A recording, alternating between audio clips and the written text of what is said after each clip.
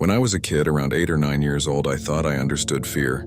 I thought fear was monsters under the bed, a scary movie on TV, or the sound of thunder rattling the windows at night. Back then, my mom always told me that scary things were just in my imagination, that the dark couldn't hurt me, and that ghosts weren't real. But the truth is, I think my childhood house was alive, and what lived in it didn't like us being there. At first, it was just little things that didn't make sense but that could still be explained away. The house was old, small, tucked at the end of a quiet street where neighbors mostly minded their own business. The walls creaked at night. The heater banged in the winter.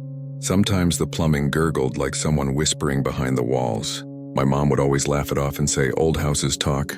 It's nothing to be afraid of."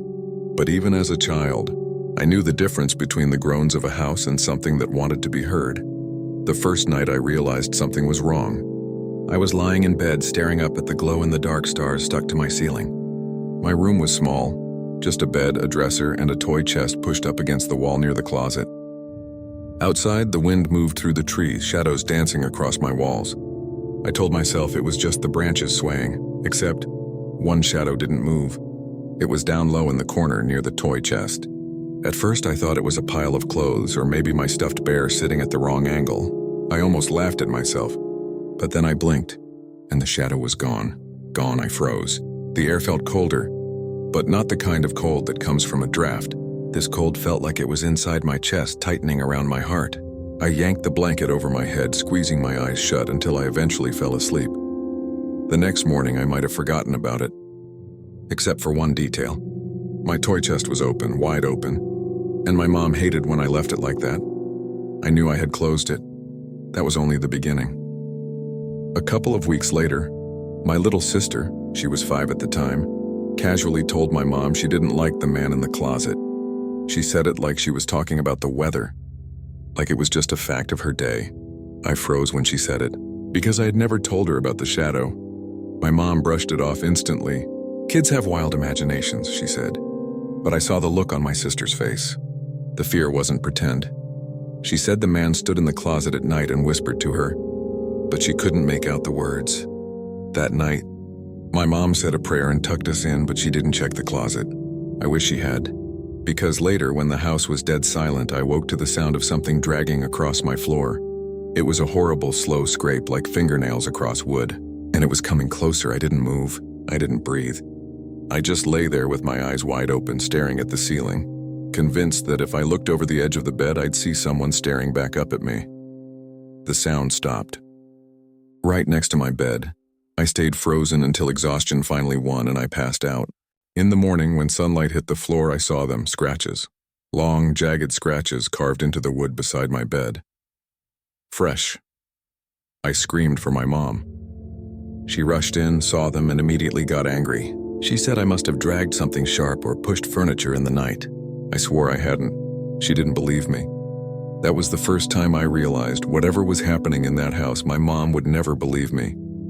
I was on my own. Things got worse. Some nights I'd hear faint whispers coming from my closet, like a radio tuned low, just out of range. Other nights my sister would wake up screaming, pointing at the corner of her room, yelling, "He's there! He's there!" I never saw him, but I felt him. You know the feeling when someone's watching you? That crawling awareness on the back of your neck? That's how it was. Constant. The scariest night came in the dead of winter. I woke up and saw my bedroom door standing wide open, even though I always shut it. The hallway light glowed faintly. My mom left it on every night so we wouldn't be afraid of the dark. But as I lay there, staring at the doorway, the light flickered. Then it went out. Footsteps. Slow, heavy footsteps creaked down the hall. They stopped just outside my door. The hinges groaned as the door inched open. A tall, dark shape leaned inside, its head slowly turning toward me. I wanted to scream, but my voice stuck in my throat. So I did the only thing a kid can do. I squeezed my eyes shut and pretended to be asleep. When I opened them again, the door was closed, and I was alone. The next morning, I asked my mom if she came into my room that night. She swore she hadn't. She said she slept straight through, but my sister, she said she saw the man again, this time standing right next to her bed. That was the first time my mom looked truly worried. She lit a candle and walked through the house, saying prayers in every room. For a little while, things went quiet, but not for long. One afternoon, I came home from school before anyone else. The house was silent. I sat on the couch with my homework, trying not to think about the shadows upstairs. Then, from down the hall, I heard it. Slam. The sound of my toy chest lid slamming shut. My stomach dropped. Because I knew nobody else was home, I forced myself to check. The hallway stretched out ahead, every step feeling like a mistake. My bedroom door stood wide open. Inside, the toy chest was closed, but every single toy I owned was scattered across the floor, dumped out like someone had been rummaging through them. I backed out slowly and waited outside on the porch until my mom came home. When I told her, she blamed the cat, but the cat couldn't open toy chests. Years later, long after we moved out, I asked my mom, really asked her, if she ever saw anything in that house. She hesitated. For a long time, she stayed quiet. Then she admitted something. Sometimes at night, she said she woke to see a shadow standing in her doorway. She said she never told us because she didn't want to scare us. But she believed there was something in that house, something that wasn't right. She thought it was a man who used to live there. She didn't say much more. Maybe she didn't want to remember, but I remember. I remember the shadow in the corner, the scratches on the floor, the whispers in the closet, the footsteps in the hall, and even now, as an adult, when I can't sleep at night, I still sometimes hear it. That slow dragging sound, like fingernails pulling across the wood, and I know whatever it was, it still remembers me. When I was about 10 years old, my family lived in a house that had one thing I hated more than anything else: a basement. It wasn't finished, wasn't furnished, wasn't anything but concrete floors, bare walls and shadows. Even in the daytime, it was dark. The one light bulb dangling from the ceiling never seemed bright enough, no matter how new the bulb was. The shadows seemed thicker down there, heavier, and the smell damp, moldy, like wet dirt and old wood rotting together. From the moment we moved in, I knew I didn't like that basement, but the thing about basements is that they're unavoidable. The laundry machines were down there. So was the big freezer where my mom stored food. Every so often, she'd send me down with a sigh and a, "Hurry up, don't be silly, it's just a basement." I wanted to believe her, but even then, even as a kid, I knew something was wrong with it. The very first time I went down there alone, I swore I heard breathing. I was standing at the foot of the stairs, hugging the basket of laundry against me when I froze. I couldn't move. I couldn't even breathe myself, because somewhere in the dark I could hear it. Slow, heavy breathing, in, out, in, out. At first I thought maybe it was my imagination, my ears playing tricks on me, so I held my breath, straining to listen. It didn't stop. It kept going, coming from the far corner of the basement. That was the first time I abandoned the laundry halfway down the stairs and bolted back up, slamming the door shut behind me so hard that my mom yelled. When I told her why, she rolled her eyes and said, "It's probably the pipes." But pipes don't breathe. The basement door itself didn't help either.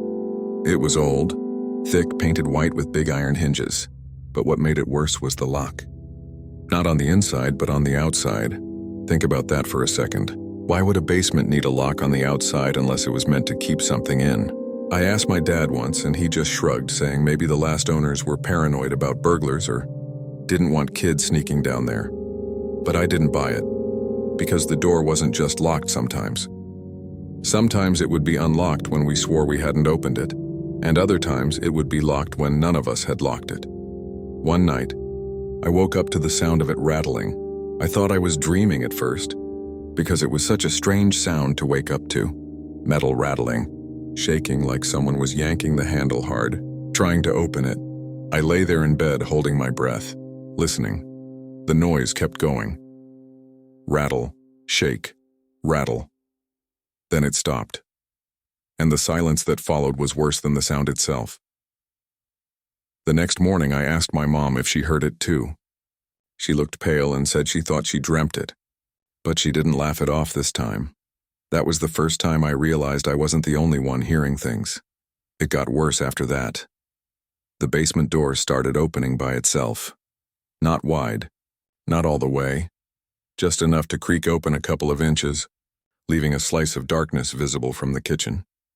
I'd catch it out of the corner of my eye, swinging slowly like it had been nudged. Once, my sister swore she saw a hand pull it shut when no one else was near it. She cried and cried until my dad yelled at her for making things up. But she wasn't lying. I'd seen it too.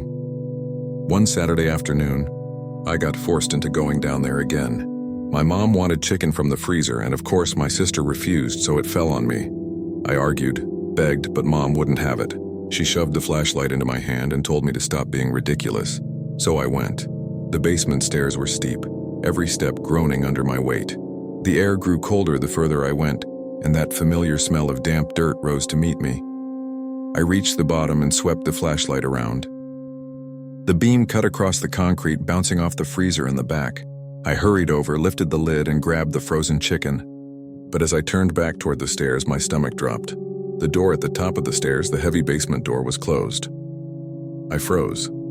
I hadn't heard it shut. The flashlight shook in my hand, the beam jerking across the walls as I stumbled forward. Then I heard it. Breathing. Not behind me this time. Not across the room, but right next to me. I didn't think. I didn't look. I bolted, racing up the stairs 2 at a time, slamming into the door with my shoulder. It didn't move. It was locked, from the outside. I screamed, pounding on it, shrieking for my mom, my dad, anyone to open it. My own voice echoed back at me in the darkness, swallowed by that slow, steady breathing. Then finally, the lock clicked. The door flew open. My mom stood there, pale as chalk, staring at me. She swore she hadn't touched the door until the second I started screaming. But the look in her eyes told me everything. She'd been standing right there, staring at the door the whole time, and it had locked itself. From that night on, we stopped using the basement unless we absolutely had to. My dad brushed it off, but even he avoided it. My mom started keeping the lock bolted, and my sister flat out refused to go near it. But the house didn't let us ignore it. Some nights we'd hear footsteps pacing back and forth beneath us, heavy, dragging footsteps that shook the floorboards. Sometimes we'd hear knocks on the door, soft and deliberate, like someone tapping just to remind us they were there. The worst was when my sister started sleepwalking. She had never done it before, but suddenly, every few nights, we'd find her standing at the basement door in the dark, her hand resting on the knob, like she was about to open it. Her eyes would be half shut, her lips moving soundlessly. When we shook her awake, she'd cry, saying she dreamt someone was calling her name from below. The final straw came one night in the middle of winter. The power went out. The whole house plunged into darkness. We lit candles, my dad grumbling, my mom praying quietly under her breath. The air felt heavy, oppressive, like the dark itself was pushing down on us. Then came the sound. A loud, hollow boom from the basement. We all froze. Another boom. Louder. Like something massive was slamming against the walls. Then, the door rattled. The knob twisted hard, jerking back and forth like someone was desperately trying to get out. The lock clanged, shaking violently. My sister screamed. My dad shouted. My mom clutched the cross around her neck, and then the door burst open. The lock snapped clean off, metal clattering to the floor. The door swung wide, revealing nothing but blackness yawning below. Cold air rushed up, smelling of earth and decay.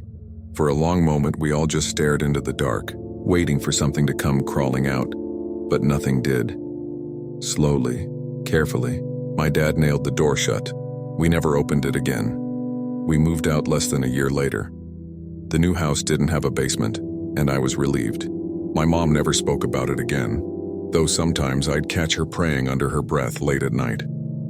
My sister refused to even drive past the old place. Years later, I tried looking up the history of the house. What I found still makes me sick. The man who built it in the 1940s had a son. A son he kept locked in the basement because he thought the boy was possessed. The neighbors said they would hear the boy screaming at night, begging to be let out. He died down there, starved, and the father sealed the door. But some things don't stay sealed. When I was a kid, my bedroom was on the second floor of our old house. The window overlooked the backyard, which stretched out into a patch of woods. I used to love that view. In the daytime, I'd watch birds dart between the trees or squirrels chase each other along the fence.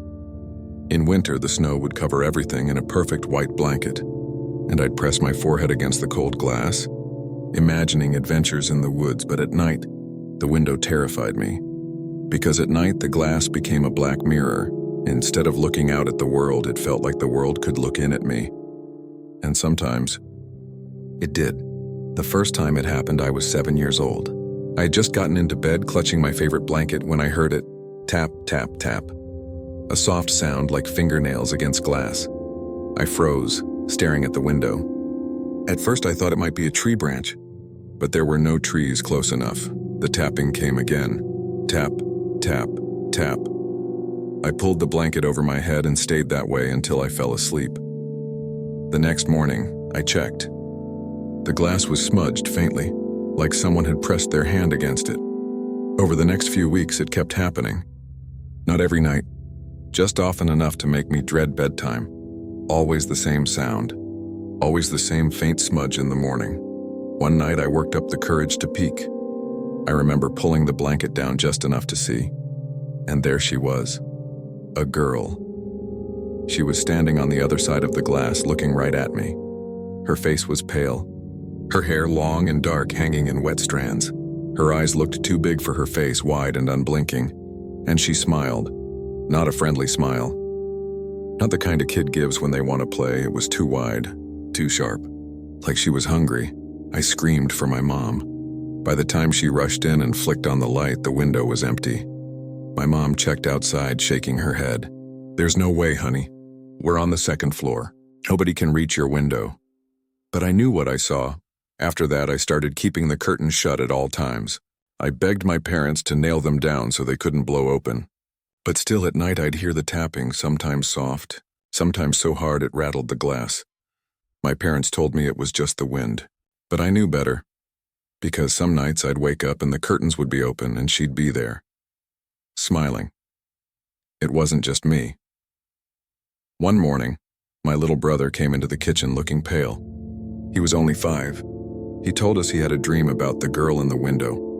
My spoon clattered against the bowl. I hadn't told him. I hadn't told anyone. When I asked him what she looked like, he whispered, "She has black hair and big eyes. She keeps smiling at me." I didn't sleep that night. The worst night of my life came a few months later. It was late summer, hot and muggy, the kind of night where the air feels heavy. I had tossed and turned for hours before finally dozing off. I woke to the sound of the window sliding open. I shot upright. The curtains swayed gently, a warm breeze drifting in. The window was open and she was inside. The girl. She was crouched on the windowsill, her head tilted at an unnatural angle, her eyes locked on mine. That horrible smile stretched across her face. I couldn't move, couldn't breathe. My heart hammered so hard I thought it would burst. Slowly, she crawled down from the sill, her limbs jerky, like a puppet pulled by invisible strings.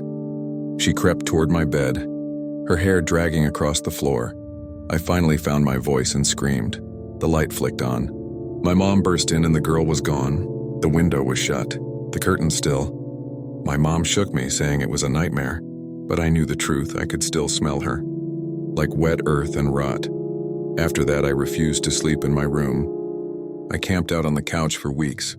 My dad got angry, told me I was too old for this nonsense, but I couldn't go back. One night, while I was curled on the couch, I heard my dad shout. He came storming down the stairs, furious, accusing me of sneaking into his room. He said he woke up and saw me standing at the foot of his bed, just staring at him, but it wasn't me. I hadn't moved all night.